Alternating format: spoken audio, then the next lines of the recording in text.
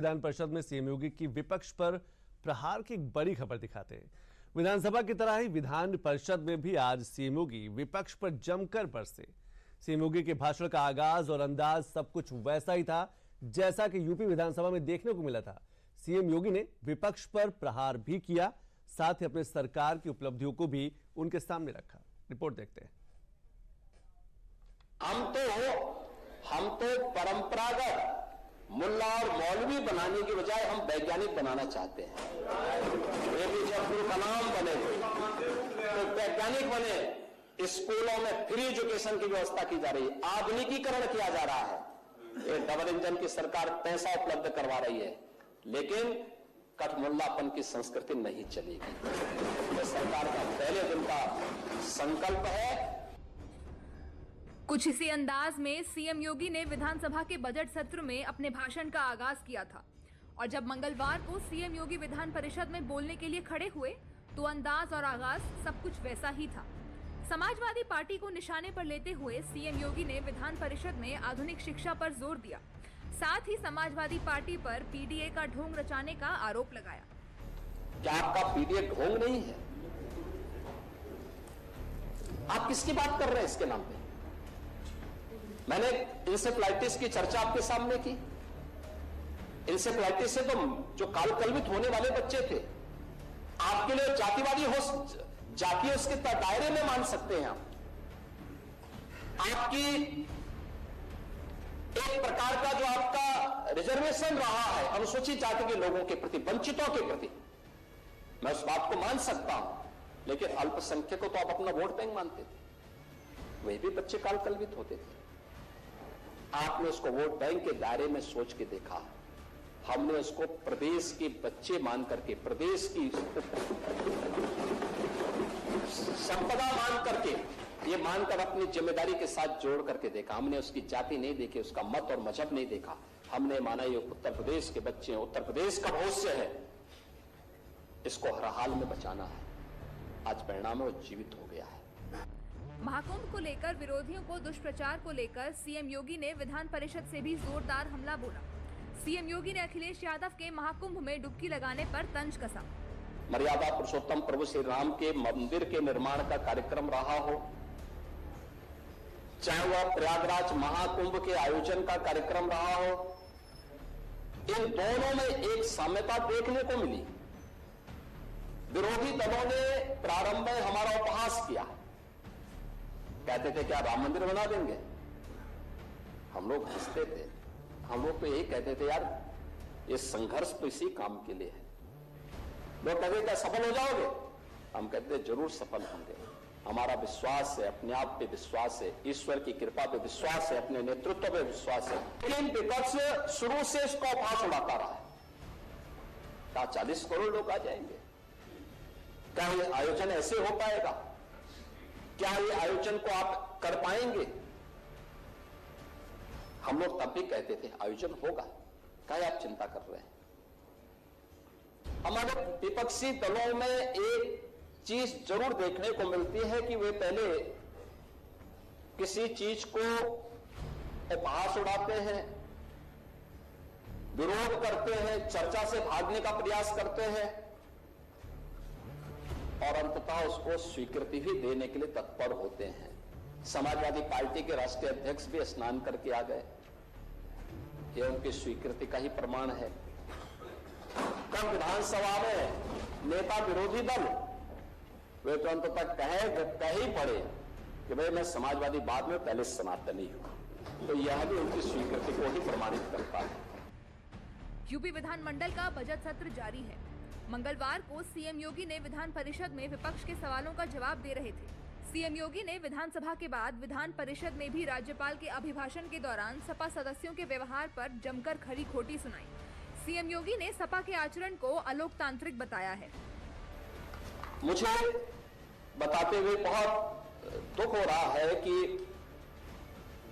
एक परिपाटी सी बन गई है कि राज्यपाल आएंगे तो उनके अभिभाषण का विरोध, आप पक्ष समर्थन करते हैं या विरोध करते हैं उसके लिए सदन में चर्चा के दौरान आपको पर्याप्त समय मिलता है, लेकिन एक संवैधानिक पद पर बैठे हुए महानुभावों का अभद्र तरीके से, अशिष्ट तरीके से हम उनके साथ दुर्व्यवहार करें और विरोध करें, मुझे लगता है लोकतांत्रिक मूल्यों के प्रति उन लोगों की अनास्था को व्यक्त करता है। समाजवादी पार्टी जो मुख्य विपक्षी पार्टी है दोनों सदनों में, उसका जो आचरण था वह किसी भी स्थिति में लोकतांत्रिक भी नहीं था और संवैधानिक भी नहीं था। और मुझे लगता है कि पूरा सदन इन बातों से सहमत होगा। हम तो परंपरागत मुल्ला और मौलवी बनाने की बजाय हम वैज्ञानिक बनाना चाहते हैं। दरअसल एक बयान में अखिलेश यादव ने प्रयागराज के संगम नोस पर अक्षय वट को अकबर का किला कह दिया था। हम तो परंपरागत मुल्ला और मौलवी, ये लोग सामाजिक न्याय की बात करते हैं। इन्होंने जो कॉरिडोर बनाए गए प्रयागराज में, अक्षय वट कॉरिडोर, इनके नेता कहते हैं वो अकबर का किला है। अक्षय वट पहले से है या किला पहले से है? अक्षय वट है। अक्षय वट की अगर आप चर्चा करेंगे तो वेदों में उसकी चर्चा होती है, पुराणों में उसकी चर्चा होती है, प्राचीन ग्रंथों में इसकी चर्चा होती है, लेकिन ये कहते हैं कि ये अकबर का किला है। सरस्वती कूप है वहां। सरस्वती कूप के बारे में कहते हैं कि सरस्वती नदी बहती है वहां। अब दृष्टिकोण तो देखो ना, क्योंकि कभी देखे नहीं। अगर अक्षय वट कॉरिडोर का निर्माण सरकार ने किया, इनको पैसा फालतू लगता है। मंगलवार को विधान परिषद में सीएम योगी ने समाजवादी पार्टी पर महाकुंभ से लेकर सदन में उसके रवैये तक को निशाने पर लिया, साथ ही अपनी सरकार की उपलब्धियों को भी गिनाया।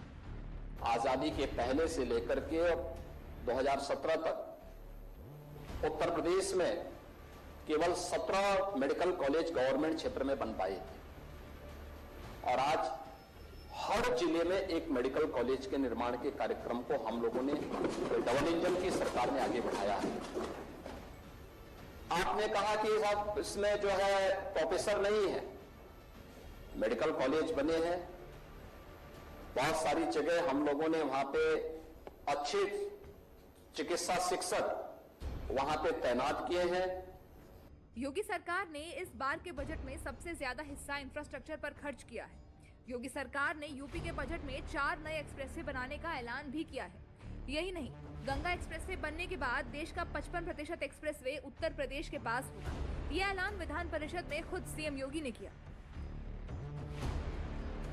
मुझे बताते हुए प्रसन्नता है इस सदन में कि उत्तर प्रदेश गंगा एक्सप्रेसवे बनने के बाद देश का 55% एक्सप्रेसवे उत्तर प्रदेश के पास होंगे। सबसे अच्छा रेल नेटवर्क उत्तर प्रदेश के पास, सबसे अच्छी मेट्रो सिटी उत्तर प्रदेश के पास। 6 सिटी में हमारी मेट्रो का संचालन हो रहा है। प्रदेश के अंदर पहली रैपिड रेल दिल्ली से मेरठ के बीच उत्तर प्रदेश के अंदर चली है। देश के अंदर आज के दिन पर हाईवे का सबसे अच्छा नेटवर्क हमारा है। प्रदेश के अंदर इंटरस्टेट कनेक्टिविटी को 4 लेन के साथ जोड़ने का काम हम पूरा कर चुके हैं। जिला मुख्यालयों को 4 लेन के साथ जोड़ने का काम लगभग हमारा पूरा हो चुका है। अब तहसील मुख्यालयों को 4 लेन के साथ जोड़ने के कार्यक्रम के साथ सरकार ने इस बार बजट में घोषणा की। सरकार ने इसके साथ साथ ब्लॉक मुख्यालयों को 2 लेन की कनेक्टिविटी के साथ जोड़ने के कार्यक्रम को भी इस बार घोषणा कर दी है। हर गांव को 250 की आबादी के हर मजरे को प्रधानमंत्री सड़क योजना के साथ जोड़ने के कार्यक्रम को भी इस बार जोड़ने के लिए व्यापक पैमाने पे कार्यक्रम को आगे बढ़ाया जा रहा है। सीएम योगी यूपी को न सिर्फ 1 ट्रिलियन इकोनॉमी बनाना चाहते हैं, बल्कि देश की आर्थिक विकास में भी यूपी को सबसे बड़ा भागीदार बनाना चाहते हैं। लिहाजा इंफ्रास्ट्रक्चर से लेकर आस्था और पर्यटन से अर्थव्यवस्था को रफ्तार देने में सीएम योगी कोई कसर नहीं छोड़ना चाह रहे हैं।